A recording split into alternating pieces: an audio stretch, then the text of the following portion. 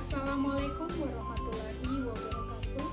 Perkenalkan, nama saya Niko Mahfudin Filipin dengan nomor stabuk A111211067, mahasiswi program studi pendidikan bahasa dan sastra Indonesia, Universitas Tadulako. Jadi tujuan saya membuat video ini yaitu untuk memenuhi tugas mata kuliah model-model pembelajaran bahasa. Di video kali ini saya akan menjelaskan mengenai beberapa model-model pembelajaran terkhusus pada proses pembelajaran bahasa dan sastra. Sebelum kita membahas mengenai beberapa model-model pembelajaran, terlebih dahulu kita harus mengetahui apa sih pengertian dari model-model pembelajaran. Jadi, model-model pembelajaran merupakan suatu perencanaan atau suatu pola yang digunakan sebagai pedoman dalam merencanakan pembelajaran di kelas.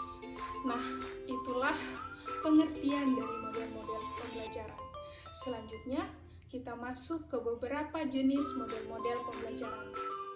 Nah, adapun beberapa model-model pembelajaran yang dapat digunakan dalam pembelajaran bahasa dan sastra, antara lain yaitu discovery based learning, project based learning, dan problem based learning. Yang pertama, discovery based learning merupakan teori belajar yang menempatkan peserta didik sebagai pembelajar aktif dalam membangun pengetahuan yang diharapkan.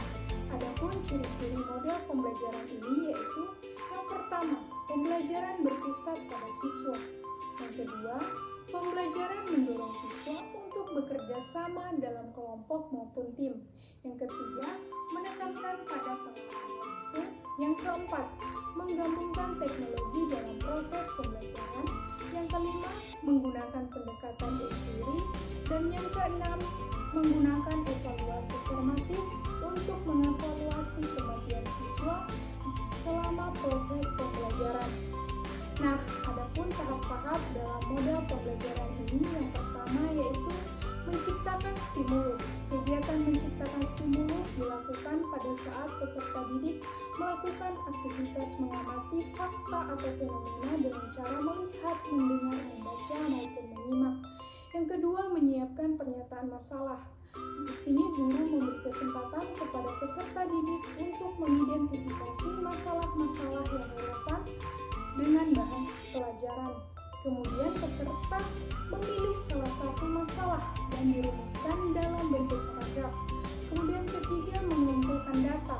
Ketika eksplorasi berlangsung, peserta didik mengumpulkan informasi sebanyak-banyaknya yang relevan untuk membuktikan benar atau tidaknya pernyataan masalah tersebut. Yang keempat, mengolah data. Peserta didik melakukan pengolahan data dan informasi yang telah diperoleh baik melalui wawancara, observasi maupun metode lainnya, lalu ditafsirkan semua informasi yang telah dikumpulkan. Semua diolah, diacak, dan diklasifikasikan. Yang kelima, memverifikasi data. Peserta didik melakukan pemeriksaan secara cermat untuk membuktikan benar atau tidaknya jawaban atas masalah. Kemudian yang keenam, menarik kesimpulan.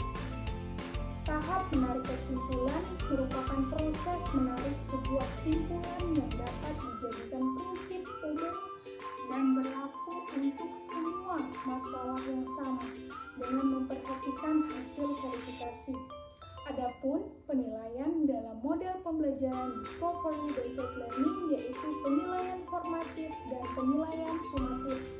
Penilaian formatif dilakukan selama proses pembelajaran berlangsung sehingga dapat membantu guru dan siswa dalam mengidentifikasi kemajuan yang telah dicapai serta memperbaiki kekurangan atau kesalahan dalam proses pembelajaran.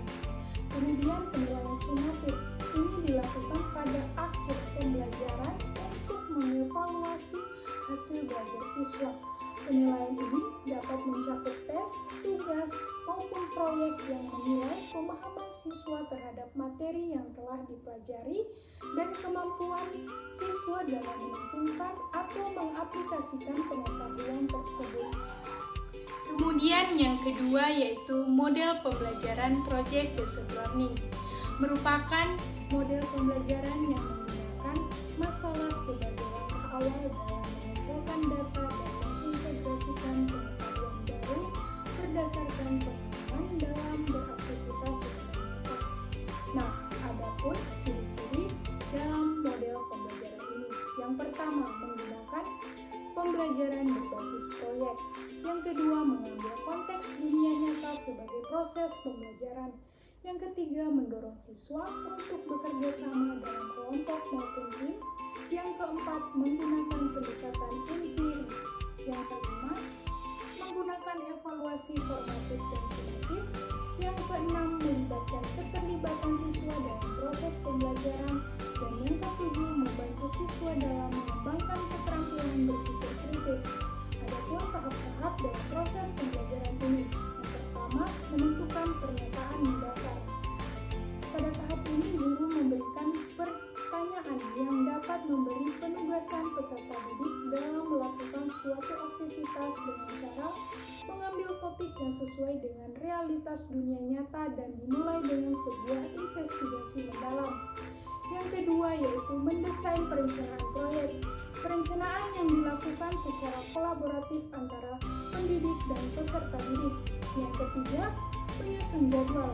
Pendidik dan peserta didik secara kolaboratif menyusun jadwal aktivitas dalam menyelesaikan proyek.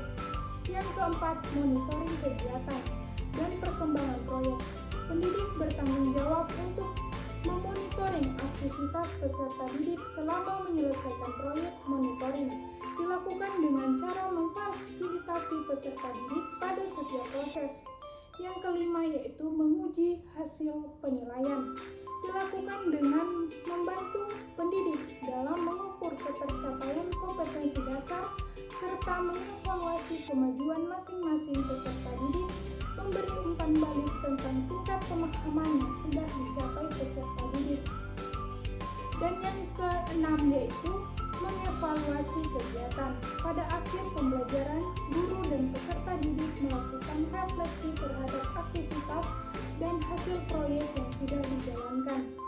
Nah, adapun penilaian dalam model pembelajaran Project Based Learning, yaitu penilaian formatif dan penilaian sumatif. Penilaian formatif dilakukan dengan untuk memantau kemajuan siswa dan memberikan umpan balik yang sesuai agar mereka bisa terus berkembang. Penilaian formatif ini dilakukan melalui diskusi kelompok, presentasi dan refleksi diri siswa. Kemudian penilaian sumatif yaitu penilaian akhir dari hasil pembelajaran siswa selama proyek berlangsung. Penilaian sumatif dapat dilakukan melalui ujian tulis, presentasi maupun karya akhir proyek. Yang ketiga yaitu model pembelajaran Problem Based Learning, merupakan model pembelajaran yang menekankan pada pembelajaran yang melibatkan pemecahan masalah dalam konteks dunia nyata. Adapun ciri-ciri dalam model pembelajaran ini, yang pertama yaitu pemecahan masalah berbasis konteks. Yang kedua, peningkatan kemampuan berpikir kritis. Yang ketiga yaitu pembelajaran berbasis kolaboratif. Yang keempat, memanfaatkan sumber daya yang tersedia. Yang kelima, meningkatkan kemampuan berkomunikasi. Yang keenam, evaluasi formatif dan sumatif. Dan yang ketujuh, menekankan pada keterlibatan siswa dalam proses pembelajaran.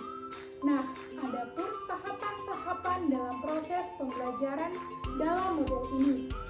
Yang pertama, yaitu mengkondisikan peserta didik pada masalah. Guru harus menjelaskan dengan rinci apa yang akan dilakukan oleh peserta didik dan juga oleh pendidik, serta menjelaskan bagaimana guru akan mengevaluasi proses pembelajaran. Yang keempat, mengorganisasikan kegiatan pembelajaran. Pendidik dapat membentuk kelompok-kelompok dan masing-masing kelompok memilih dan memecahkan masalah yang berbeda. Yang ketiga yaitu membimbing penyelidikan mandiri dan kelompok. Pada tahap ini, guru harus mendorong peserta didik untuk mengumpulkan data dan melaksanakan eksperimen, sampai mereka betul-betul memahami dimensi situasi permasalahan. Yang keempat, mengembangkan dan menyajikan hasil karya. Peserta didik memamerkan hasil karyanya dan pendidik berperan sebagai organisator pameran. Yang kelima, analisis dan evaluasi proses pemecahan masalah. Yang dimaksudkan yaitu membantu peserta didik menganalisis dan mengevaluasi proses pemecahan masalah siswa dan keterampilan penyelidikan serta pola pikir yang siswa gunakan.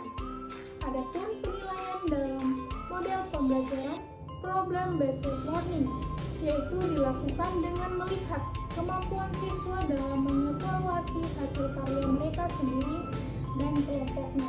Selain itu juga, penilaian dilakukan terhadap kemampuan siswa dalam mengidentifikasi kelemahan dan kekuatan dari solusi yang dihasilkan. Nah, itulah penjelasan mengenai 3 model-model pembelajaran terkhusus proses pembelajaran bahasa dan sastra.